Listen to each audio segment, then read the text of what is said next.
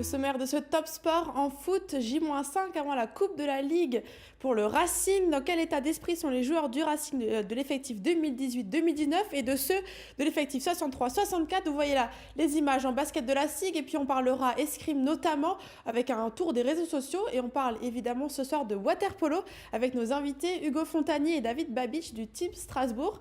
Bonsoir à tous les deux.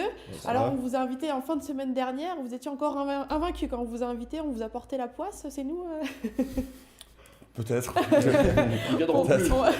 On en parle tout à l'heure, en tout cas, de votre match de ce week-end. Avant ça, Mathieu, du handball. Ouais, on va parler de handball avec. Il y a deux clubs alsaciens en deuxième division. Célestat qui ne joue plus grand-chose. Et puis Strasbourg, les Sables qui luttent pour son maintien. Ils sont promus, les Strasbourgeois. Ils recevaient Chartres ce week-end avec, vous avez vu, les chaussettes dépareillées des joueurs des deux équipes. C'était les journées mondiales de la trisomie. Gros, du lourd en face. Hein. Les Sables en blanc dans sa salle, mais Chartres en bleu, c'est le leader du classement. Rien de moins, le plus gros budget de la division. Gros moyens, gros effectifs. Et gros début de match du leader du championnat.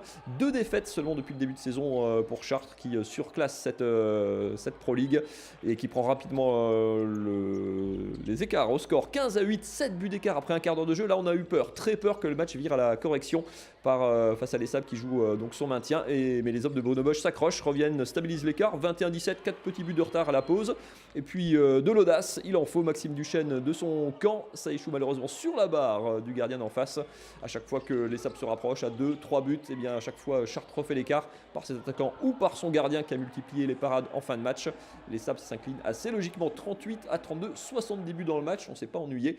Les attaquants se sont fait plaisir. Défaite somme toute logique face au leader du championnat pour les Strasbourgeois. Écoutez Bruno Bosch, l'entraîneur alsacien. On était un petit peu dans le dur ces derniers temps, donc là on voit quand même que l'équipe est en place pour les échéances qui arrivent. C'est sûr que c'était pas contre Chartres qu'on allait jouer notre maintien. Maintenant, on l'a pas abordé comme ça. Tous les matchs sont bons à prendre, on l'a prouvé. Ils étaient relativement sereins, on n'a pas réussi à les sortir de leur zone de confort. Pas suffisamment en fait. Il reste 5 matchs aux Strasbourgeois pour assurer leur maintien. Regardez ce que ça donne au classement. Les Strasbourgeois toujours au-dessus de la ligne de flottaison. Les deux derniers descendent, mais grosse bagarre entre les Sables, Nice, Grenoble et Vernon. Ils sont 5 pour une place de relégable. Les Sables pour l'instant est le mieux classé. Il reste 5 matchs, 3 déplacements, 2 rencontres à domicile dont l'une contre un concurrent direct. Ça sera chaud jusqu'à la fin de saison pour les Alsaciens qui ont officialisé la venue de Denis Latou, l'ancien handballeur de l'équipe de France, champion du monde en 95, 164 sélections au compteur pour lui qui sera l'entraîneur de les Sables la saison prochaine. En D2 évidemment, on l'espère. On passe au football, je sais que vous trépignez d'impatience avant la finale de la Coupe de la Ligue ce samedi, Mathieu. Mais oui, ce sera samedi soir à Lille, nous y serons d'ailleurs avec Marine à partir de jeudi soir pour vous faire vivre cet événement du sport alsacien cette année. J-5, vous le disiez, on est allé ce week-end rencontrer certains joueurs de l'effectif, pas de match au menu pour les Strasbourgeois, week-end international oblige, l'occasion de faire un break et puis de se poser un petit peu à, comme dit, quelques jours de cette finale tant attendue. Écoutez. Tout le monde est pressé de cette finale arrive, vous comme nous, on est pressé de pouvoir fouler cette pelouse, que l'arbitre siffle le coup d'envoi. Honnêtement, ça va être magique, on attend ce moment-là avec impatience parce que dans une carrière, surtout maintenant en France, avec les grosses équipes qu'il y a dans ce championnat, c'est difficile de jouer des finales de coupe, donc on est impatient de la jouer et bien sûr on est impatient de la gagner aussi.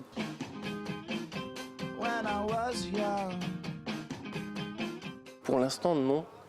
Mais je pense qu'à partir de la semaine prochaine, peut-être que je vais ressentir ça. Que c'est vraiment un match important pour moi. Pour tous les joueurs qui jouent une finale de Coupe de la Ligue, c'est très important. Mais je pense que pour un jeune, encore plus. Parce que d'acquérir, de gagner une finale de Coupe de la Ligue, c'est quand même plutôt pas mal sur le palmarès. Donc, moi, je pense qu'à partir de la semaine prochaine, peut-être une sorte de pression, mais je pense une bonne pression pour jouer cette finale. Non, pas du tout. Pas du tout, parce que nous, ça fait, je prends la dynamique actuelle, ça fait 7 matchs qu'on n'a pas gagné en championnat.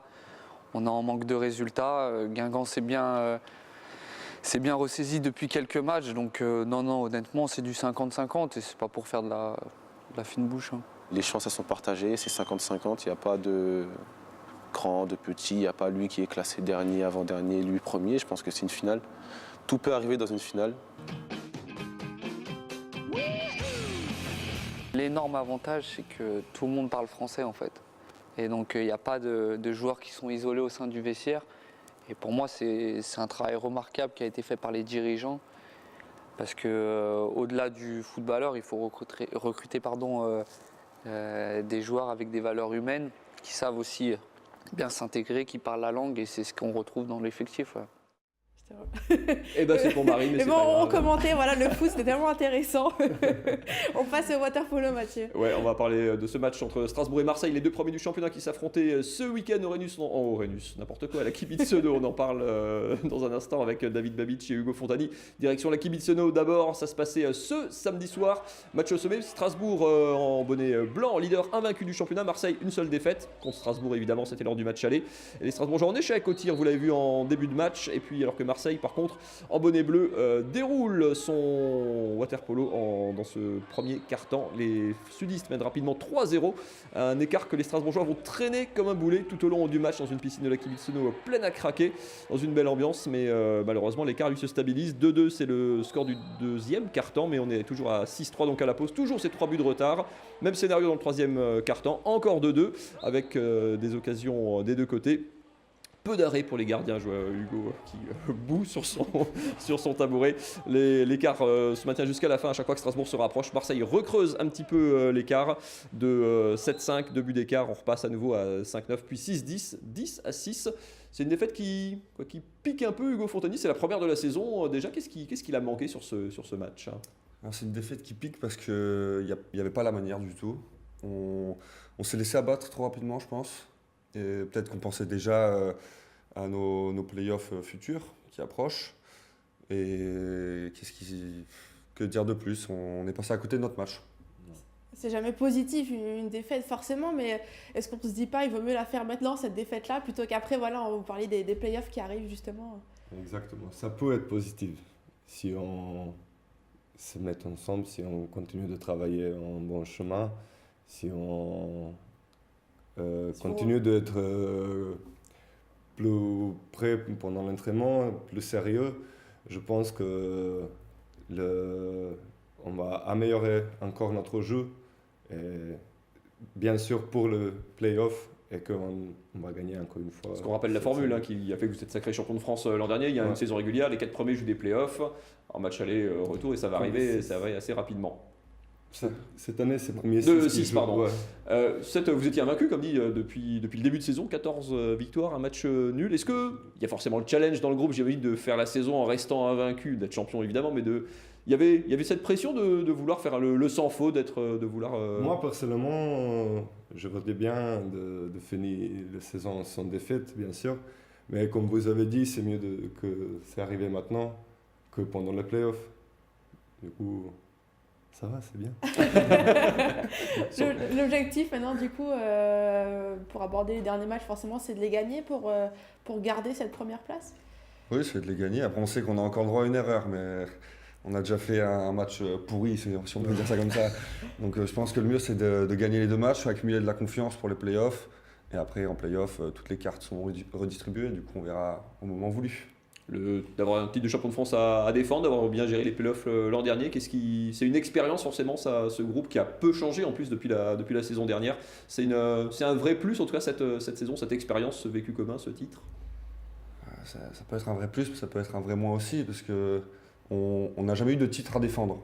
Donc peut-être que, je sais pas, on va peut-être se mettre une pression. Après, ça dépend du caractère de chacun. Je pense que ça peut être aussi bénéfique de vouloir garder son titre et surtout si on arrive en finale, de le jouer encore à la maison. Je pense que ça dépendra de notre état d'esprit au play-off, quoi.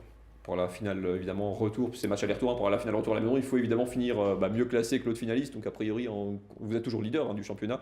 Ça veut dire que simplement il faut faire, David, un sans faute sur les 2 derniers matchs. Il y aura un esprit de revanche sur ces matchs pour effacer cette contre-performance contre Marseille. J'ai pas compris, pardon. il y aura sur les 2 derniers matchs de championnat, de saison régulière, il y aura une motivation en plus du coup pour... Bah oui, bien sûr. C'est toujours quand tu fais un mauvais match, tout de suite, normalement, la semaine après, tu joues un peu meilleur que la semaine avant. Ouais. Du coup, on va essayer de gagner les derniers 2 matchs et finir premier dans le championnat. Ça vous étiez arrivé souvent cette saison, vous avez gagné beaucoup de matchs contre des grosses équipes d'un but à domicile ou à l'extérieur, parfois après avoir fait des mauvais débuts de match comme là. C'est inconsciemment, Hugo, dans la tête, ça joue de se dire tiens, on s'en est toujours sorti, peut-être qu'on peut démarrer un match un peu plus... Non, on ne doit pas se dire ça, on ne devrait pas se dire ça. Après, c'est vrai que si ça arrive, on va toujours essayer de tout donner pour remonter. Samedi soir, malheureusement, je pense qu'on a manqué peut-être de motivation, mais aussi peut-être d'énergie, parce qu'on a eu une semaine off la semaine précédente, ou peut-être un peu d'énergie qui nous manquait pour donner un peu plus et espérer un match nul ou une victoire à l'arraché. Marseille, ça peut être peut-être votre adversaire en finale, hein, si vous atteignez cette finale. Et pour obtenir le titre, du coup, ce match-là, on se le garde quand même en tête. Forcément, on ne prend pas un exemple, mais... Ouais, on va forcément le garder en tête. Ils nous ont éliminés en plus de la Coupe d'Europe. Donc c'est deux défaites qu'on a un peu en travers de la gorge, mais il va falloir vite oublier ça si on veut les battre, si on les recroise en finale, bien sûr, si on veut les battre, il va falloir pas penser à ça, quoi. Vous restez bien sûr avec nous tous les deux, on continue de parler waterpolo dans un instant, on va parler basket. J'ai fait un lapsus avec le Rhenus avant, c'était pour vous tendre la perche marine. La SIG, elle retrouvait aussi après un week-end, après une quinzaine off, retrouvait son parquet du Rhenus, c'était contre Antibes. Oui, c'est ça, à domicile donc, l'Antibes, lanterne rouge du championnat. Le match qui s'est joué à guichet fermé et puis début de match avec peu d'adresse des deux côtés du terrain. Vous voyez là les Sigmen qui doivent s'y reprendre à 2 fois pour pouvoir marquer. Au bout de 5 minutes de jeu, seulement 5-4. Plus 3 pour la SIG en fin de première quart-temps. Les Blancs, Sigmen en blanc, haussent le rythme avec une forte agressivité en défense notamment. Mais Antibes n'est jamais très loin, 35-27 à la mi-temps. Les Strasbourgeois parviennent ensuite enfin à creuser l'écart dans le 3e quart-temps. Plus 19 à la fin de ce quart-temps-là, avant d'entamer les 10 dernières minutes. Il n'y a plus vraiment de suspense, l'occasion pour Vincent Collet de faire tourner l'ensemble de l'effectif et puis de s'offrir quelques belles actions. Vous voyez là Enzeli à 3 points. Une victoire collective donc pour les Strasbourgeois puisque 9 d'entre eux ont inscrit entre 6 et 12 points. Victoire de 20 points, 75-55. La SIG qui est du coup actuellement en 5e au championnat de JP Elite et qui affronte, vous voyez là le classement, 6e pardon, et qui affronte ce samedi Nanterre qui est donc actuellement 3e du championnat. Écoutez Vincent Collet, l'entraîneur de la SIG sur la préparation de ses joueurs. On a beaucoup de choses à travailler, on n'a pas eu beaucoup de temps lorsqu'il y avait 2 matchs par semaine. Donc là, depuis 4 semaines, on a des semaines pleines et on s'entraîne 7 à 8 fois par semaine. Donc on a beaucoup plus de latitude pour aller dans les détails, pour vraiment faire des choses qui vont nous permettre de nous améliorer. Et il faut qu'on s'améliore pour être compétitif contre les meilleures équipes du championnat. Et la SIG sera donc à Nanterre, le 3e du championnat. Une victoire qui est une victoire devant les Strasbourgeois, ce sera ce week-end. On va revenir au football, descendre de 3 échelons direction la Nationale 2. 2 clubs alsaciens disputent ce championnat, le Sporting Club de Schiltigheim et Haguenau. Le promu direction le Parc des Sports de Haguenau. Haguenau qui lutte pour son maintien et qui recevait un concurrent direct, Fény, l'équipe du Nord. Ça se passait ce samedi après-midi. Les images sont de Vincent Bessières. Haguenau en rouge, évidemment. Petite première mi-temps, pas grand-chose à se mettre sous la dent. Le centre de Guillaume Ruiz bien capté par le gardien. Et puis cette passe lumineuse du côté de Fény en bleu et vert. Faut oser, mais la belle parade DBD. Et puis le fait du match, il est peut-être là sur cet accrochage juste avant la mi-temps. L'arbitre revient à la faute et expulse directement rouge direct pour le milieu de terrain de Fény Boudjema. Et en tout début de deuxième mi-temps, après quelques secondes de jeu, la faute du gardien qui s'emporte un petit peu, qui fauche Réperte, penalty le cadeau que ne refuse pas le capitaine Cyril Gézy des FRH. 1-0 pour Haguenau et puis 2-0 8 minutes plus tard sur ce ballon gratté en milieu de terrain.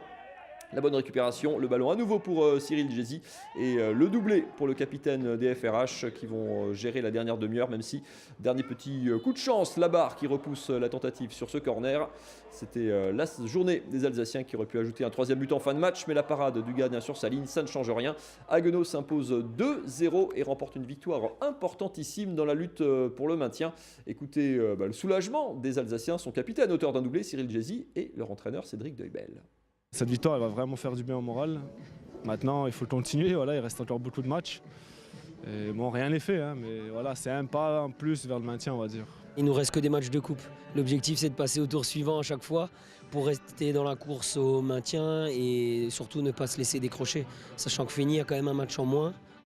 Il reste 7 matchs de coupe donc pour les hommes de Cédric Deubel. Regardez le classement, c'est extrêmement serré à part Arras qui est décroché, Bobigny, la réserve de Lens, Fény, Fleury, Belfort, Haguenau, tous et Schiltigheim qui est pas complètement sauvé. Tout ça se tient en quelques points. Les 7 ou 8 derniers matchs pour certaines équipes vont être chaud bouillants, mais en tout cas Haguenau pour l'instant a son destin en main et est au-dessus de la ligne de flottaison. Marine, voilà pour le football. Non, je reste avec vous. Mais je vous passe la parole. Vous avez compilé le meilleur des réseaux sociaux de ce week-end de sport alsacien. Ça s'appelle La crème des réseaux et c'est tout de suite.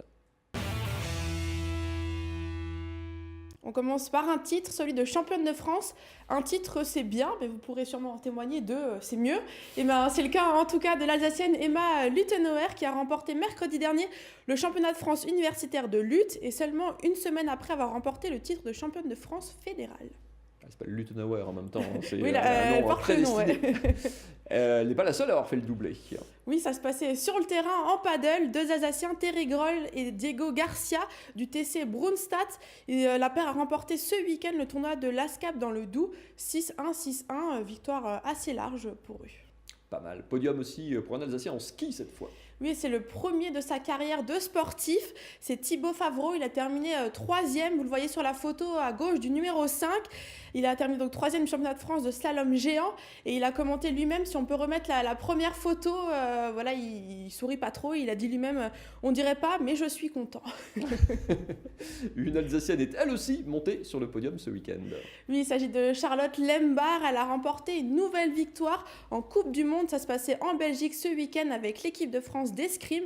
Seule mauvaise nouvelle pour les Françaises, l'une d'entre elles s'est blessée à la cheville. Elle ne pouvait plus bien marcher, alors ses coéquipières, elles ont trouvé une solution pour qu'elle puisse à nouveau, en tout cas, se déplacer. Regardez. Ça va Caroline? Moyen de transport 2.0. Ça va être compliqué de tirer. Elle peut tenter, je vais faire d'escrime comme ça. Mais... escrime en chariot, sabre en chariot. J-5, Marine, on le disait tout à l'heure, avant la finale de la Coupe de la Ligue, vous êtes plongé dans les archives. Oui, un petit flashback. Alors j'imagine qu'aucun d'entre nous n'était né à ce moment-là.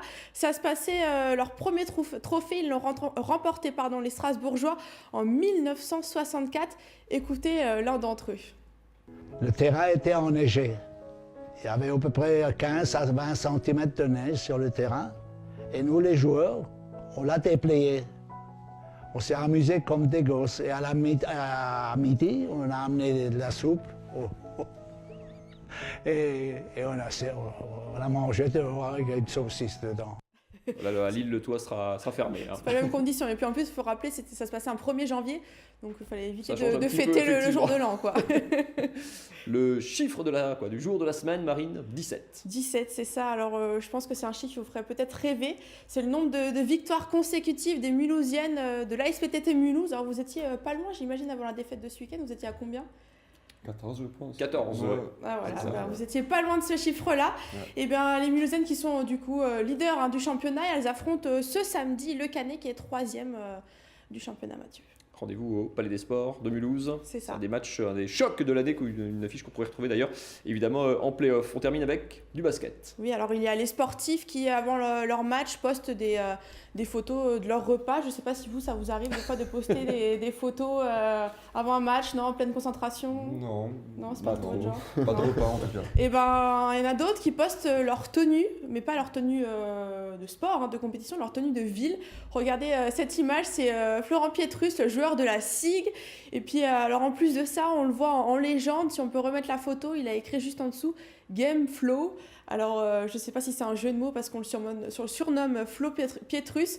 Voilà, je ne sais pas si c'était fait exprès ou pas, mais j'ai trouvé le clin d'œil sympa. Il faudra lui poser la question. Merci beaucoup, Marine. On vous retrouve, et vous nous retrouverez tous les deux du côté de Lille pour préparer la finale du Racing le jeudi, vendredi et évidemment samedi soir. Tout ça sur Alsace 20 dans 24 heures en Alsace. Merci beaucoup, Marine. Merci beaucoup, Hugo Fontani, David Babic du Team Strasbourg. Prochain match 6 avril. 6 avril. À la Kilis. Noisy-le-Sec, ouais. Ici. Faut pas interdit cette fois. Et puis on vous retrouve évidemment, on espère, en play-off pour défendre ce titre de champion de France. Ça reste à tous les deux en un mot votre meilleur souvenir de water polo, ce titre. Oui, oui. Ouais, on peut le dire, bien sûr. Oui, c'est ça, bien sûr. Les matchs qu'on vous avait proposés d'ailleurs en direct sur Alsace Valendaine. Merci beaucoup à tous les deux d'être venus sur ce plateau. Marine, on retrouve jeudi donc du côté du nord, du côté de Lille et du stade Pierre-Mauroy.